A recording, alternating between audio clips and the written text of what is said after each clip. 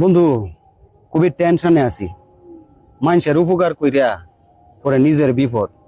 এই সাকিবের একটা ঝামেলা লইয়া খুব পেরেশানির মধ্যে আছি। তোরা আমি এই বিষয়ে অনেক আগে বুঝাইছি। তুই এর উপকার করতে যাস, এর উপকার করতে যাস, 2 দিন পরে হেরাই তোরা বিপদে ফেলা তুই ভাগে পাহাড়ে তোর ফোয়ার তো টেয়া নষ্ট হয়। এই সাকিবের ফাঁসনে গেছস, এই সাকিবের কিন্তু তোরা ফালাতে যাবো গা। এটা আমি জানি না, এটা এইসব বিষয় নিয়ে তুই আমার সাথে কিছু কথাবার্তা কইস না। তোরা তুই মিলাক গিয়া। ভাই ঝামেলা তো একটা লাগিয়ে গেছে গা। এলাকার মানুষজন সব আইতাছে। আমি আর এই কাজের মধ্যে আমি নাই। আপনি দেখেন আমি যাই। এ বেটা সাকিব, তুমি অন যাইতেছো গা? ঝামেলা তো তোমার লেগে আমি গেছিলাম, অন তুমি আমার তুই যাইতেছো গা?